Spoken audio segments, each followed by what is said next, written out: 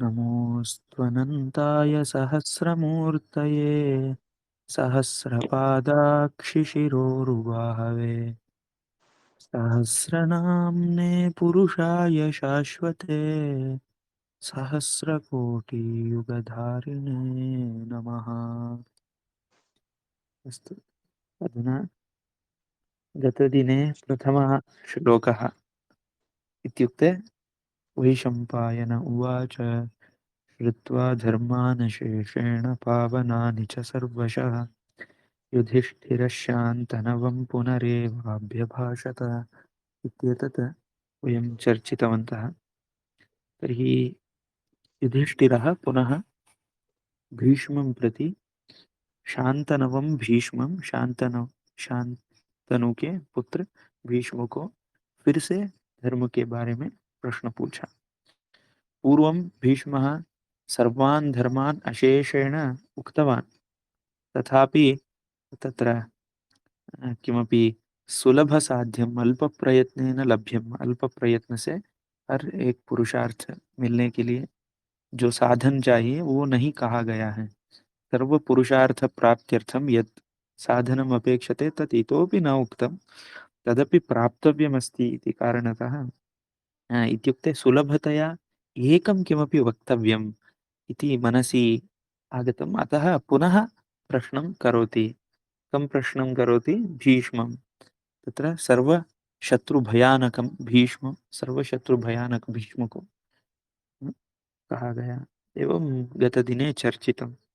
तर्हि अद्य युधिष्ठिर उवाच इत्येवं द्वितीयः श्लोकः पूर्वपीठिकारूपः विष्णुसहस्रनाम स्तोत्रस्य पूर्वपीठिका अस्ति, तत्र द्वितीयः श्लोकः।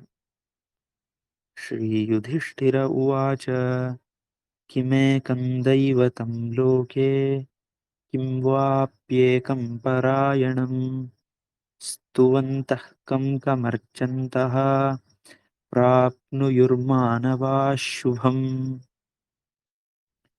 किमेकं दैवतं लोके, तत्र अत्र क्रियापदः किमस्ति अस्मिन् श्लोके? क्रियापदं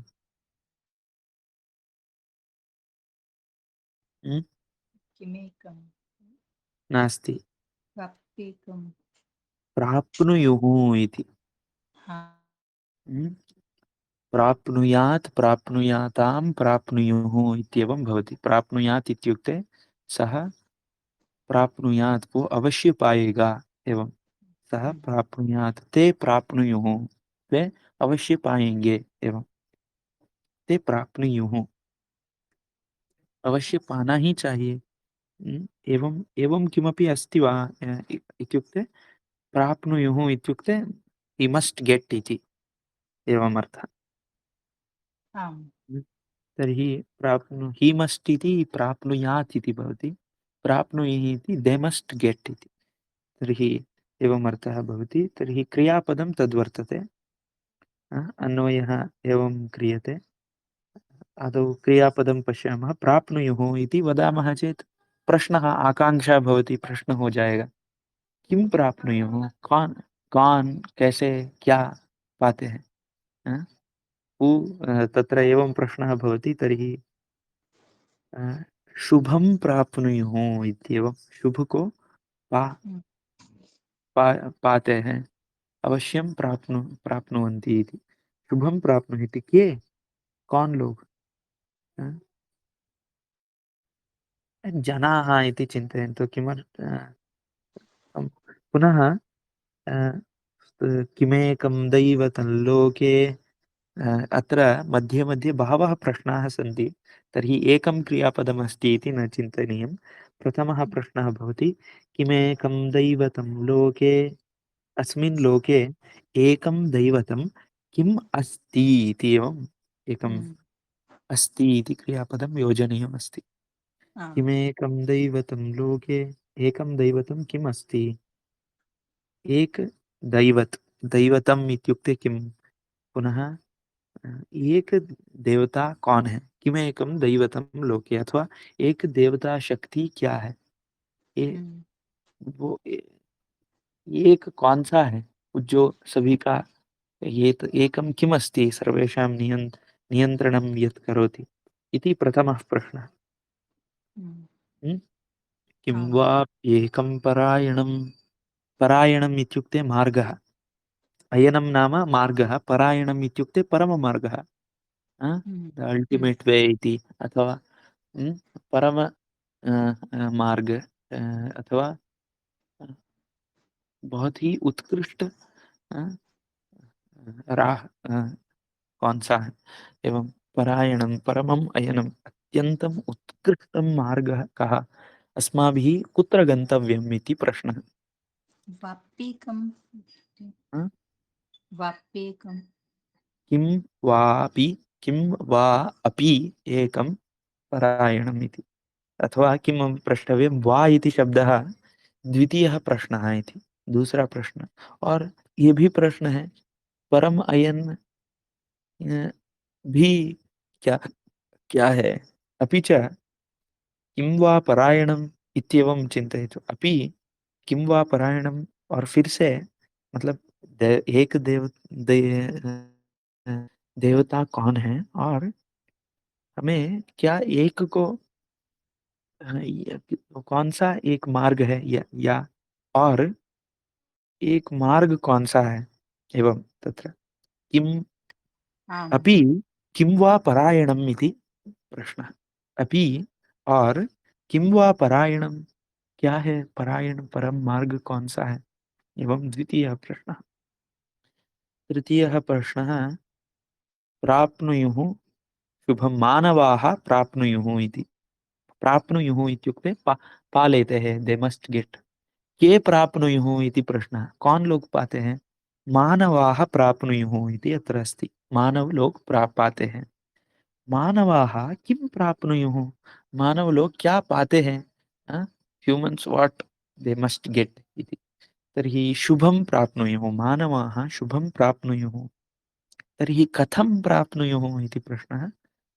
स्तुवन्तः शुभं प्राप्नुयुः, पुनः अर्चन्तश्च, अर्चन्तः शुभं प्राप्नुयुः, इत्युक्ते मानवाः स्तुवन्तः अर्चन्तः शुभं प्राप्नुयुः, स्तुति करने से और अर्चना करने से शुभ को अवश्य पाते हैं।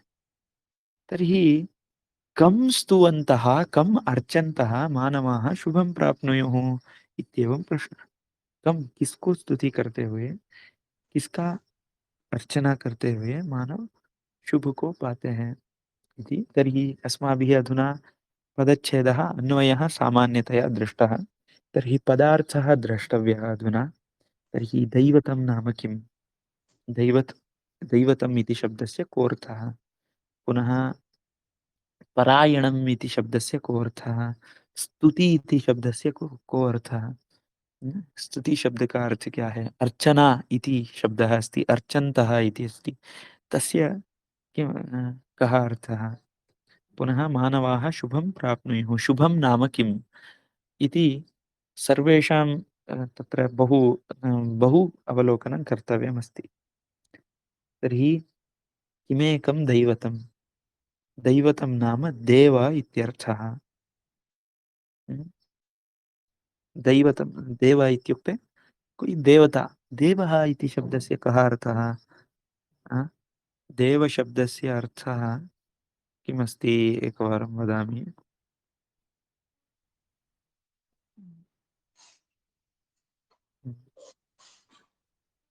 देव, देवने, देवदेवने इति अर्थः अस्ति। देवनमिह क्रीडा, देवनमिह क्रीडा इत्युक्ते क्रीडा इति अस्ति, अधिदेवन अधिदेवत्, ओहो, देवने देवः, देवने इत्युक्ते देवनं नाम किमस्ति, देवनम् इति शब्दस्य तत्र दे, यज्ञस्य देवमृत्युक्, देव देव इत्युक्ते देवता अपि भवितुमर्हति, तत्र देवता, देवता पुनः देव इत्युक्ते प्रारब्ध अपि। दैवम् इत्युक्ते प्रारब्धम् इति अस्ति, किन्तु देव इत्युक्ते fit to worship honored एको देव शिवो वा। तर्हि fit to be worshipped or honored इति एवम् अस्ति। अत्र किं देवने इति संस्कृतज्ञानं पूर्णतया नास्ति इति कारणतः देवतं देव इति शब्दस्य प्रसिद्धार्थं यत् वयं प्रतिनित्यं प्रयोगं कुर्मः। देवः इत्युक्ते कश्चन शक्तिमान्, अस्माकं नियन्ता, अस्माकं किं स्तोतुं योग्यः, स्तुति करने के लिए योग्य, अथवा अथवा शक्तिमान् कश्चन, महाशक्तिमान्, सर्वज्ञः, सर्ववित् इत्यादि तत्र शब्देन उच्यते। तर्हि किम् एकम् एकं किमस्ति तादृशम्? एक क्या है? वो कौन सा एक है? किमेकं दैवतं लोके। तर्हि लोके लोक इति शब्दस्य अर्थः लोकन लोकन हेतुभूते समस्त विद्यास्थाने इत्युक्ते हम जो देख सकते हैं नेत्र से, कान से, जो हम अनुभव कर सकते हैं स्पर्श से, या किसी भी मन से यत्किमपि अस्ति तत्सर्वं लोकः अस्ति। मनसा, वचसा, काया, श्रोत्रेण, नेत्रेण, श तत्र शब्देन, तत्र श्रवणेन्द्रियेण, एतत् सर्वं यत् किमपि लोक्यते, जो हाँ देखा जाता है, तर्हि तत्र तत् सः लोकः इति उच्यते। उसको लोक कहा जाता है। तर्हि वयं यत्र कुत्रापि गच्छामः, वयं पृथिवीं त्यक्त्वा चन्द्रमसमपि गच्छामः, तर्हि वयं श्रोत्रादि इन्द्रियाणि स्वीकृत्यैव गच्छामः। हाँ अस्माकं जगत् किं मिल्की वे इत्यादितः बहिः अपि गच्छामः, तत्सर्वं स्वीकृत्य एव गच्छामः। इत्युक्ते विद्यमानमेतदेव तत्र एते एव अस्मान् दर्शयन्ति। तर्हि एतैः यद्यद् दृश्यते तत्सर्वं लोकः। तर्हि लोके मनसा मनसापि यद्दृश्यते सोऽपि लोकः इत्येव वयम् अवलोकयामः। तर्हि अस्मिन् लोके किमेकं दैवतम् इति प्रश्न।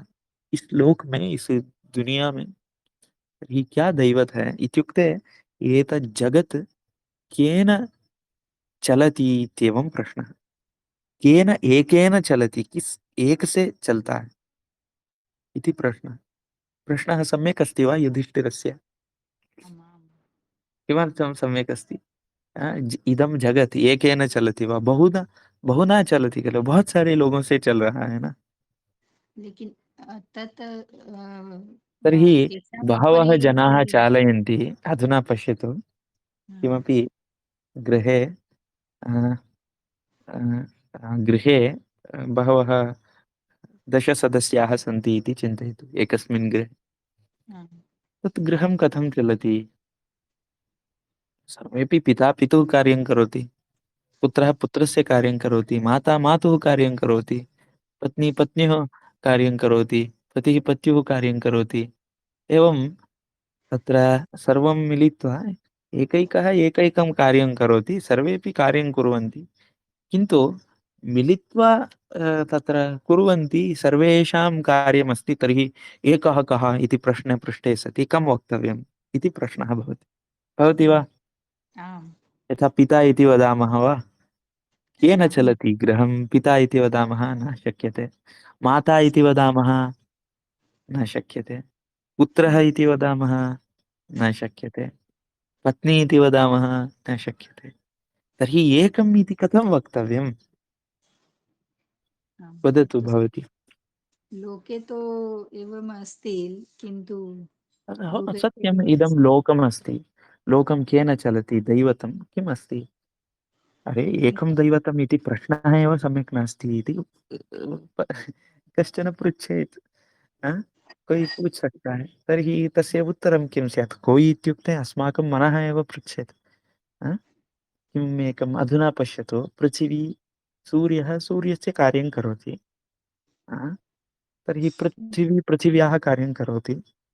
पृथिव्यामपि मनुष्यः मनुष्यस्य कार्यं करोति, प्राणिनः प्राणिनः कार्यं करोति, सर्वेपि सर्वं तेषां तेषां कार्यं ते ते कुर्वन्ति, एतेन जगत् चलति इति वदामः चेत् सर्वं शक्ति उपरि एक परमशक्ति भवति खलु, ते परमशक्ति ते सर्वेषां किं शक्ति ददाति। एवं किमर्थं वक्तव्यं? तत्र शतशक्तयः सन्ति, शतशक्तयः सन्ति चेत् अ, शतजनाः चालयन्ति इत्येव वक्तव्यं खलु?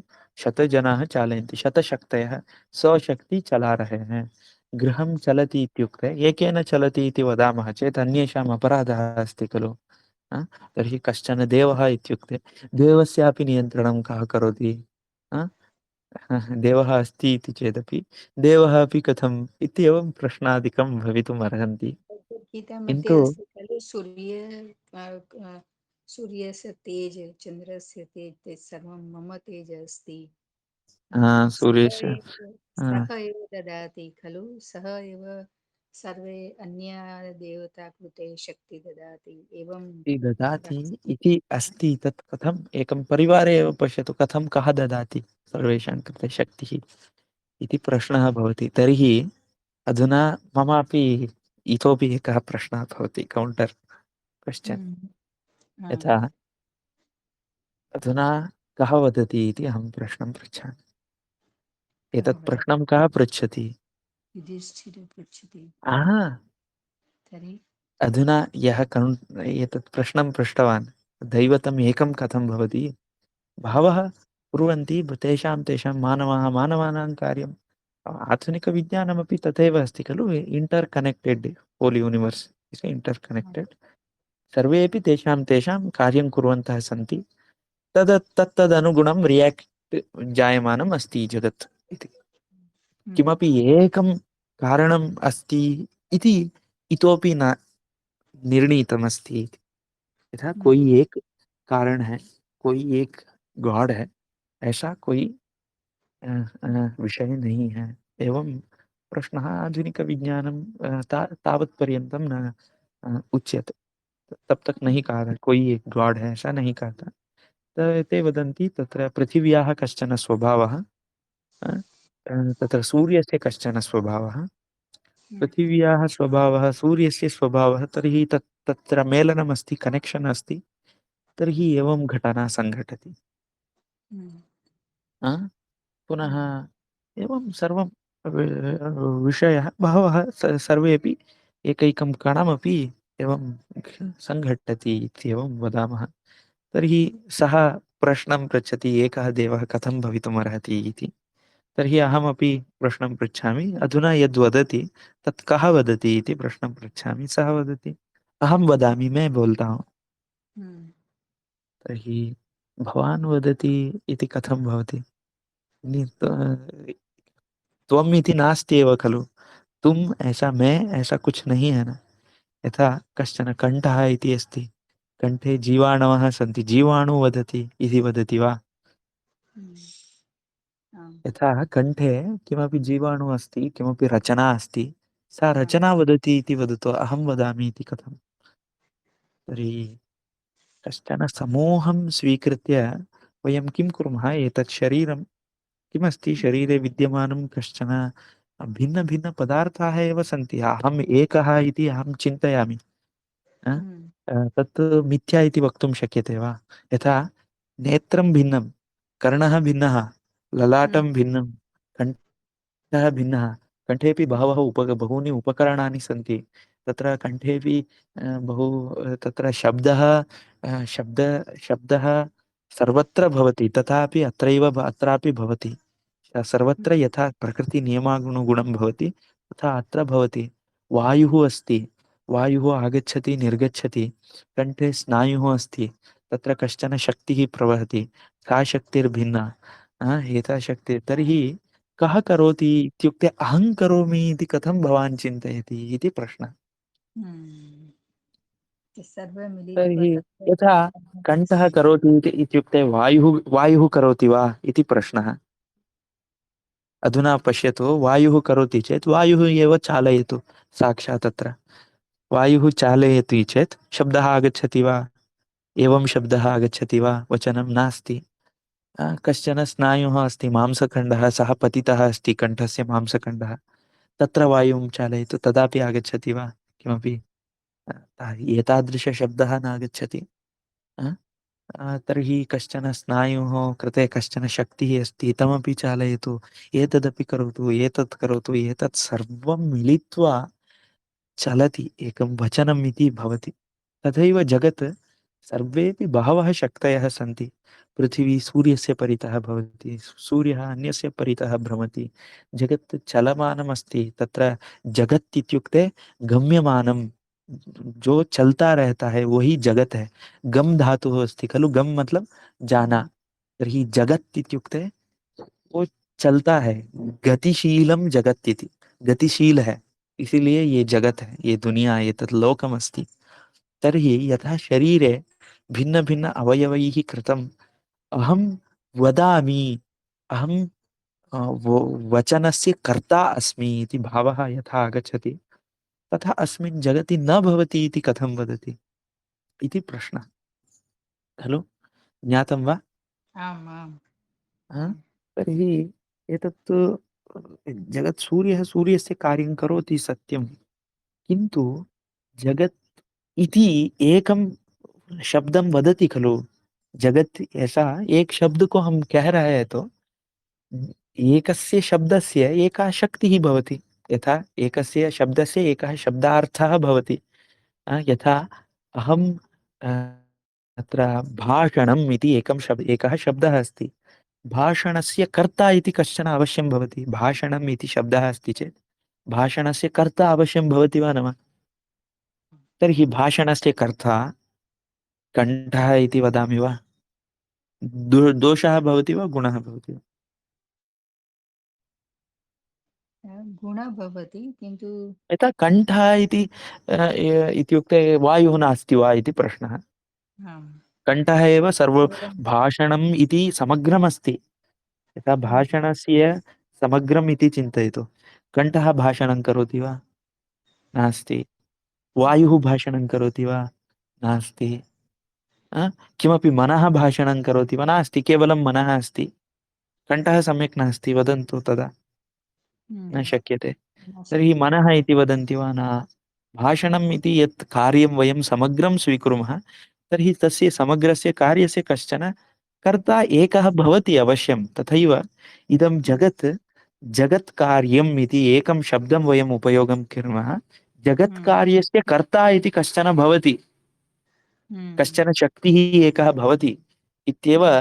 तत्र यथा अस्माकं जगतः नियमः एवम् अस्ति, एवं कश्चन भवति एकम् इति वयं चिन्तयामः। नो चेत् अस्माभिः व्यवहारः अत्रापि न कर्तव्यः। व्यवहारः अत्र यदि अस्ति, हम मैं बोलता हूँ, ऐसा व्यवहार यहाँ हो सकता है, तो इस दुनिया का चलाने वाला एक दैवत हो सकता है, ये भी व्यवहार है। एषः अपि व्यवहारः अस्ति इति मम मनसि आगतम्, अहं वदामि। तर्हि अवश्यं कश्चन दैवतम्, एकं दैवतं, किं तस्य स्वरूपं किं? पुनः सूर्यः, सूर्यस्य नियममेव कथं सः पालयन् अस्ति? मतलब एक ही दिन में सूर्य ठंडा क्यों नहीं हो जाता? इत्युक्ते जगतः कश्चन नियमः अस्ति खलु। अथवा अग्निः अद्य न ज्वलति इति, यथा जगति कश्चन नियमः नास्ति, ते स्वयं स्वतन्त्ररूपेण चलन्ति इति अस्ति चेत्, अग्निः अधुना ज्वलति, अग्रिमक्षणे ज्वलनसामर्थ्यमेव नाशय, तत्र तस्य नष्टं भवितुमर्हति खलु। इत्युक्ते तस्य तस्य पदार्थस्य स्वभावः तथैव किमर्थं तिष्ठति, वैसे ही क्यों स्थितः। पुनः एतत् जगत् परस्परम् इंटर् कनेक्टेड् इति किमर्थमस्ति इत्यादि अस्ति। किमपि एकं शक्तिः अस्ति, जगत् एकमस्ति, जगत् में कोई एक है। तर्हि यदि जले पुनः त्वगिन्द्रिये किमपि ऐक्यं नास्ति, कोई एकता नहीं है, तो मैं जल को कैसे छू सकता हूँ? जल से स्पर्शं कथं कर्तुं शक्नोमि? कश्चन समान धर्मः अस्ति जले, पुनः मम हस्ते, पानी में और मेरे हाथ में कोई समान धर्म है।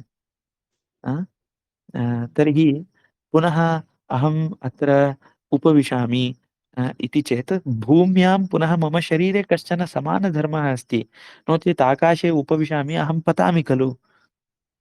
कश्चन विषमधर्मः अस्ति, अतः अहं भिन्नः भवामि। कोई विषम धर्म है तो अलग हो जाएंगे, कोई समान धर्म है तो सब लोग जुड़ जाएंगे। एवं सर्वेषां पदार्थानां नियमः अस्ति। तर्हि किमेकं जगत् सम्पूर्णतया एकैकं समानधर्मः कः अस्ति, समानशक्तिः का अस्ति, एका शक्तिः का अस्ति इति प्रश्नः। किमेकं दैवतं लोके, किं वाप्येकं परायणम्। तर्हि परमम् अयनं किम् इत्युक्ते, अयनम् इत्युक्ते मार्गः। अ? यथा अस्माकं कृते परमं मार्गः केन निर्णीयते, मार्ग कैसे निर्णय होता है, लक्ष्य से, लक्ष्येण मार्गः निर्णीयते। तर्हि सर्वेपि, सर्वेषामपि जीवने कश्चन लक्ष्यमस्ति, कोई लक्ष्य है। यथा संपत् प्राप्तव्या इति लक्ष्यमस्ति, संपत् को पाने का लक्ष्य। आरोग्य प्राप्तिः इत्येकं लक्ष्यमस्ति, तदर्थं लक्ष्यमस्ति, तत्र मार्गः अस्ति आरोग्यप्राप्त्यर्थम्। एतत् खादितव्यम्, एतादृशं व्यायामं कर्तव्यम्, एवं चेत् आरोग्यः प्राप्यते। औषधं स्वीकर्तव्यम्, आहारपद्धतिः औषधम् एवं भवेत्, तर्हि आरोग्यः प्राप्त्यर्थम् एतत् अयनम्, आरोग्यायनं। पुनः एतत् शक्तिप्राप्त्यर्थं, महत्शक्तिप्राप्त्यर्थं किंचित अयनमस्ति। पुनः समृद्धि प्राप्त्यर्थम, समृद्धि पाने के लिए कोई एक मार्ग है। पुनः ऐश्वर्यं, धनं प्राप्तुम् एकः मार्गः। पुनः प्रसिद्धिं प्राप्तुं कश्चन एकः मार्गः।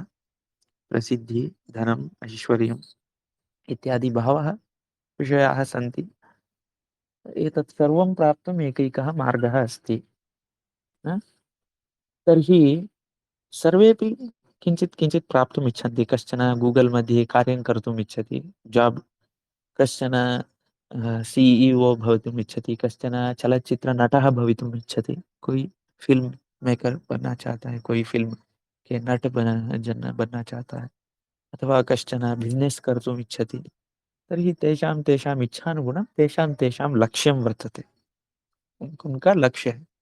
तर्हि तेषां तेषां लक्ष्यस्य कश्चन कश्चन तेषां तेषां मार्गः अपि अस्ति। तर्हि लक्ष्यानुगुणम् अयनं भवति, लक्ष्यानुगुणं मार्गः भवति। किमेकं तत्र दैवतं लोके इति विषये तत्र एतावत्पर्यन्तं चर्चितम्। अधुना किं वाप्येकं परायणम्। तर्हि परायणं, परमम् अयनं, परमम् इति शब्दः यदा उच्यते, सर्वेषां कृते, सर्वे किमर्थम् अत्रैव पृथिव्यां जीवन्तः सन्ति, किं कः मार्गः, परममार्गः कः, किं प्राप्तव्यमस्ति, कः परमलक्ष्यः इत्येवं प्रश्नः। तर्हि सर्वेषां कृते कश्चन किमपि उत्तमं जाब् प्राप्तुम् इच्छति, कश्चन गृहं निर्मातुम् इच्छति, कश्चन परिवारस्य सन्तोषम् इच्छति, कश्चन समाजस्य समृद्धिम् इच्छति, कश्चन किं राजकीयक्षेत्रे स्व अधिकारम् इच्छति, कश्चन प्रसिद्धिम् इच्छति। एवं विविधमार्गे, विविध लक्ष्यस्य विविधमार्गाः सन्ति, अयनानि सन्ति, अलग अलग अयन है। किंतु परमम अयनम किम, सर्वेषां परमं लक्ष्यं किम, सभी के लिए परम लक्ष्य क्या है, वो एक लक्ष्य कौन सा है, एकम लक्ष्यं किम अस्ति इति प्रश्नः। तर्हि सर्वेषां कृते किम् अपेक्षते इति वयं यदि अवलोकयामः, वयं सर्वे मानवाः, तत्र ये सर्वेपि मानवाः किम् इच्छन्ति इति अवलोकयामः चेत्, सर्वेपि मानवाः मानवस्य अस्तित्वम् इच्छन्ति। जो मतलब सभी मानव उनके रहना इच्छा करते, अतः एव संतानोत्पत्तिं कुर्वन्ति, अतः एव अग्रे परस्परं मिलन्ति, अतः एव देहरक्षणार्थम् अन्यैः जीवैः सह युद्धमपि कर्तुं ते शक्नुवन्ति। मानवानाम् अस्तित्वस्य तत्र किम् अस्तित्वम् अयनम् इति चिन्तयामः मानवस्य। कश्चन जीवेः अपि तत्र सर्वेषां जीविनाम् अस्ति, केवलं मानवानाम् अस्ति वा, तेषाम् अस्तित्वम्, अस्तिता बहु मानवः इति अभिमानः मानवशरीरे अस्ति, तर्हि मानवत्वं रक्षयितुम् इच्छा स्वयमेव आगच्छति। मानवत्वरक्षणमेव मानवस्य परमम् अयनम् इति। कश्चन प्राणिः अस्ति, तस्यापि तथैव भवति। कश्चन सूक्ष्मजीविः अपि अस्ति, तेषामपि परमं तत्र स्व अस्तित्वस्य किं स्व अस्तित्वार्थमेव ते तत्र भवन्ति। अ, अ, अ, मुख्यं तदेव सामान्यतया भवति इति वयं चिन्तयामः। किन्तु कश्चन एवमपि अस्ति खलु, किं आनन्दः प्राप्तव्यः इत्यपि एका सर्वेषाम् इच्छा। आनन्दः इत्युक्ते दुःखनिवारणं भवेत् इत्येकम् इच्छा। अस्तित्वं किमर्थम् अपेक्षते? किमपि दुःखस्य निवारणं, दुःखं न भवेत् इति। यथा मम दुःखं भवति, यदि एवं भवति इति दुःखस्य निवारणम् आनन्दप्राप्तिः इति सर्वेषां जीविनाम् एकम् अस्तित्वं भवेत्, पुनः आनन्दप्राप्तिः भवेत् इत्येवं तत्र लक्ष्यमस्ति अस्ति आनन्दप्राप्तिः। पुनः अहं किम् अस्मि इत्यपि, इत्युक्ते अधुना अहं मानवः अस्मि इति कारणात् मानवस्य अस्तिता रक्ष्यते। किन्तु किम् अस्मि न जानामि। अधुना मानवस्य अस्तित्वं नश्यमानं दृश्यते। अधुना मम शरीरम् अहं त्यागं कुर्वन् अस्मि, तर्हि मम अस्तित्वं नश्यति वा इति प्रश्नः। अधुना अहं मानवः अस्मि इति चिन्तनमस्ति, तर्हि अहं नश्यामि वा इति प्रश्नः। तर्हि तत्तु नापेक्षते केषां कृते अपि। अथवा कश्चन दुःखी अस्ति, अ, दुःखेन सः शरीरं त्यजति, सः मानवः इति न चिन्तयति, सः स्वयम् अत्यन्तं दुःखवान् अस्मि। अहं तत्र अ, अ, मया सुखेन भवितव्यम्, अहम् अत्यन्त दुःखी अस्मि, अतः दुःखस्य नाशार्थं स्वनाशं कर्तुं सः दुःखास्तित्वं नाशयितुं प्रयत्नं करोति। सुखास्तित्वं प्राप्तुं सः प्रयत्नं करोति। सुखास्तित्व पाने के लिए वो प्रयत्न कर रहा है शरीर त्याग। दुःख अस्तित्वं यदस्ति तस्य निवारणं कर्तुं सर्वेषाम् इच्छा एका एव अस्ति खलु, दुःख अस्तित्वं न भवेत्, सुखम् अस्ति इति भवेत्। सुख है ऐसा होना चाहिए, दुःख नहीं है ऐसा होना चाहिए। एतदेव परमं तत्र सर्वेषां कृते एवम् अस्ति। तर्हि किमपि अस्ति तत्र प्रश्नः, युधिष्ठिरः पृच्छति, एवं भवति एकं परायणं किम्? प्रश्न हो सकता है ना इसमें भी, यथा एक देवता कैसा होना चाहिए? परिवार में 4 लोग हैं तो 4 लोग चला रहे हैं ऐसा कहना चाहिए। अब परिवार को एक ही चला रहा है ऐसा कहना क्या न्याय है? तर्हि किमेकं दैवतम् इति प्रश्नः सम्यक् वा? अथवा किं वाप्येकं परायणम् इति प्रश्नः सम्यक् वा? ये प्रश्न ठीक है क्या? इत्युक्ते अलग-अलग लोग रहते हैं दुनिया में, अलग-अलग मार्ग रहते हैं। भिन्न-भिन्न जनाः भवन्ति, मार्गाः अपि भिन्न-भिन्न मार्गाः अपि भवन्ति। तर्हि एवं प्रश्नः द्वितीयः अपि भवितुमर्हति खलु? किन्तु एकं भवितुमर्हति मार्गः, तत् किम्? तर्हि सुखं किम्? अस्ति इति किम् अस्ति? अस्ति इति पदार्थः कः? सुखम् इति किम् अस्ति? तर्हि सर्वेपि किम् इच्छन्ति? सर्वेषां परमम् अयनं किम् अस्ति? इति द्वितीयः प्रश्नः। तृतीयः प्रश्नः, स्तुवन्तः कं कमर्चन्तः प्राप्नुयुर्मानवाः शुभम्। मानवाः शुभं प्राप्नुयुः। मानवाः कम अर्चन्तः कम स्तुवन्तः शुभम प्राप्नुयुः इति प्रश्न। किसका अर्चना से, किसका स्तुति से मानव शुभ को पा सकते हैं, शुभम प्राप्नुयुः, शुभ को पाते हैं। प्राप्नुयुः इत्युक्ते दे मस्ट गेट, प्राप्नुयात् प्राप्नुयातां प्राप्नुयुः इत्येवं। तर्हि स्तुति इति शब्दस्य कः अर्थः? यथा अहं तु स्तुतिं न करोमि इति जनाः चिन्तयेयुः, यथा सर्वेपि स्तुतिं कुर्वन्ति, सर्वेपि अर्चनां कुर्वन्ति, किन्तु कम् अर्चयन्ति? किसका अर्चना कर्चयन्ति? किमपि वस्तुनः भोगस्य अर्चनां कुर्वन्ति। एवम् एतस्य विषये किमे स्तुवन्तः कं कमर्चन्तः प्राप्नुयुर्मानवाः शुभम् इति विषये श्वः चर्चां कुर्मः। अद्य प्रश्नद्वयस्य विषये चर्चा भवतु। किमपि चिन्तनम् अग्रे भवतु। अधुना कार्यमस्ति, अहं निर्गन्तुम् इच्छामि।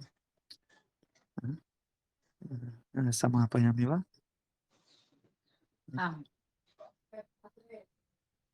श्वः श्रीकृष्ण। अस्ति वा? श्वः भानुवासरे अस्ति? भानुवासरः वक्तुं न शक्नोमि, श्वः कर्तुं किञ्चित् कष्टं भवेत्। हा प्रातःकाले किञ्चित् विलम्बेन कार्याणि मम सिद्ध्यन्ति श्वः। हा इत्युक्ते विलम्बम्, उत्थानं विलम्बं न भवति, किन्तु कार्याणि भवन्ति। आम् आम् तर्हि तर्हि भवति, पश्यामः। अधुना अहं समापयामि, अनिवार्यकार्यं आम् अस्ति। आम् धन्यवादः। कायेन वाचा मनसेन्द्रियैर्वा बुद्ध्यात्मना वा प्रकृते स्वभावात् करोमि यद्यत् सकलं परस्मै नारायणायेति समर्पयामि। करचरणकृतं वा कायजं कर्मजं वा श्रवणनयनजं वा मानसं वा पराधम् विहितमविहितं वा सर्वमेतत् क्षमस्व। जय जय करुणाब्धे श्रीमहादेव शम्भो। श्रीकृष्णार्पणमस्तु।